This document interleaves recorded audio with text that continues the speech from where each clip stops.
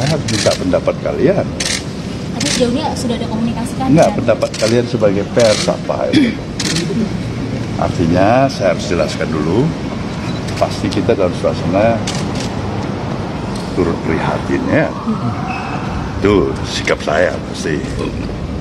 Apakah itu karena perasaan empati, apakah juga karena perasaan ikut prihatin. Saya pasti tidak bergembira menerima suatu kabar seperti itu. Kenapa? Karena harapan kita semuanya bisa berjalan sebagaimana yang kita harapkan bersama. Itu pasti sikap Nasdem. Itu kalau soal masalah itu. Persetujuan belum tuntas didapat. Kemungkinan ke arah itu bisa saja terjadi, tapi saya pikir belum terformalkan sedemikian rupa, kata Paloh di Nasdem Tower, Gondangdia, Jakarta Pusat, Kamis malam. Surya Paloh berbicara usai rapat bersama partainya dan Anies Baswedan.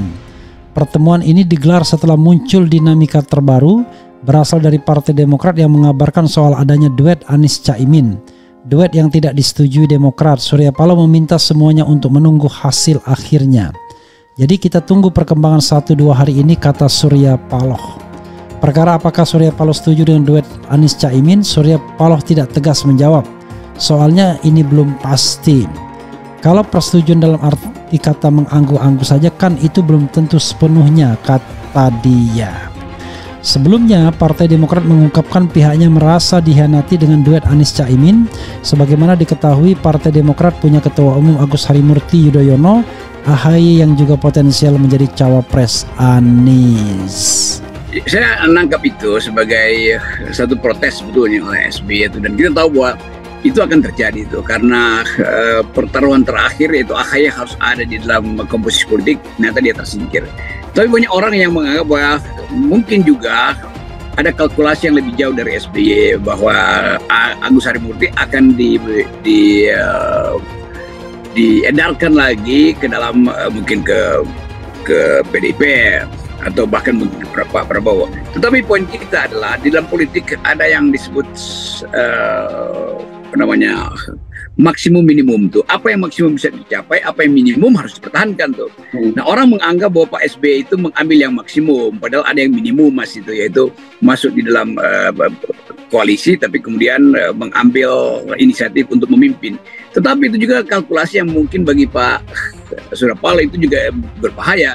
Sebab kalau SBY masih dalam koalisi, SBY punya pengaruh yang kuat.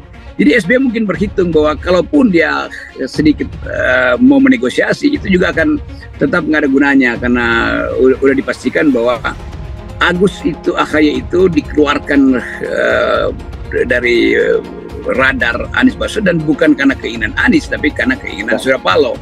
Dan keinginan Surya Paloh itu bukan keinginan dia sendiri itu. Walaupun kita tahu Surya Paloh tentu merasa akan tersingkir reputasinya atau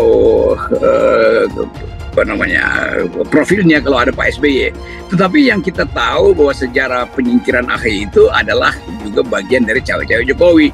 Jadi lengkaplah pengetahuan kita bahwa keadaan politik kita memang dikacaukan oleh kepentingan Jokowi untuk tetap mengendalikan partai-partai. Saya kira itu pengantar yang cukup netral.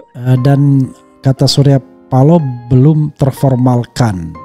Hanya memang saya juga mendengar bahwa konon katanya akan dimigrasikan ke Surabaya para relawan. Saya tidak tahu kenapa mereka semua disuruh merapat di Surabaya. Jangan-jangan memang akan dideklarasikan di Surabaya. Pertanyaannya why Surabaya? Karena Surabaya adalah kota di mana keterpilihan Anies kecil sekali. Nah, kalau Caimin ada di sana, ya diharapkan bahwa Caimin menjadi tuan rumah. Mereka yang loyal kepada Caimin selama ini ya, akan hadir, sementara mereka yang mengkritik Caimin akan terobati dengan adanya Anies Baswedan. Itu kalau kita bicara sisi positifnya. Sisi negatifnya tadi soal gentleman agreement, soal etika politik dan lain sebagainya dan lain sebagainya. Saya dari awal juga agak menyesalkan kepada Demokrat misalnya yang selalu mematok bahwa seolah-olah cawapres itu tidak boleh selain AHY sendiri. Saya pikir karena udah diputuskan keluar, maka tentu di dalam pikiran saya, dalam analisis saya, Pak SBY akan fokus pada legislatif tuh.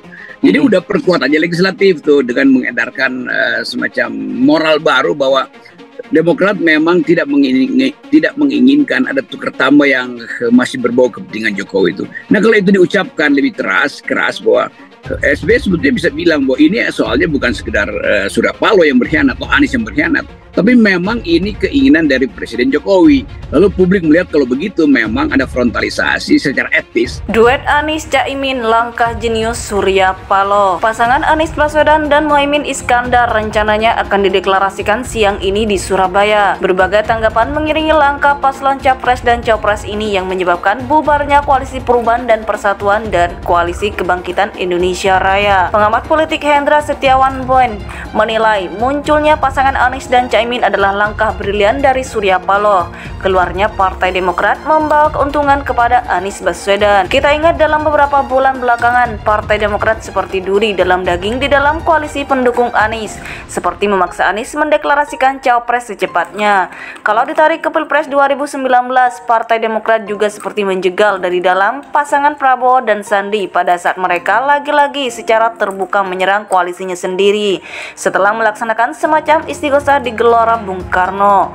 Ujarnya, Hendra menyebutkan bahwa sementara Surya Paloh berjibaku menambah partai pendukung bagi Anies Baswedan seperti mencoba menarik Golkar dan PKB, Partai Demokrat justru hanya berkutat pada memastikan Anies Baswedan akan memilih AHY sebagai cawapres. Lagi pula Partai Demokrat terlalu baper dalam menanggapi masuknya PKB dan Caimin ke dalam koalisi.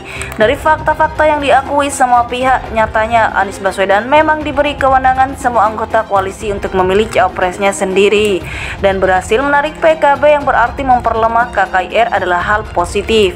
Selain itu, Anies juga segera mengirim Sudirman Said untuk memberitahu perkembangan terakhir. Jadi tidak ada pelanggaran kepatutan maupun moral dalam kasus ini, imbu Hendra. Hendra menambahkan satu-satunya yang mungkin bisa dianggap pengkhianatan oleh Demokrat mungkin adalah Anies telah menunjuk AHY sebagai cawapres dan kemudian membatalkan. Tapi ini pun tidak seharusnya ditanggami secara baper oleh Partai Demokrat. Karena kita ingat pada Pilpres 2019, Mahfud MD telah ditunjuk sebagai cawapres dan bahkan telah mempersiapkan baju untuk deklarasi, untuk kemudian batal pada detik-detik terakhir. Tandasnya, khusus AHY, kata Hendra, elektabilitas dia memang tidak akan bisa mendongkrak Anies Baswedan. Pada Pilgub DKI Jakarta saja AHY kalah telak. Bagaimana tingkat nasional? Jadi hengkangnya gerbong AHY sepertinya hal positif, setidaknya menghilangkan benalu dan duri dalam daging.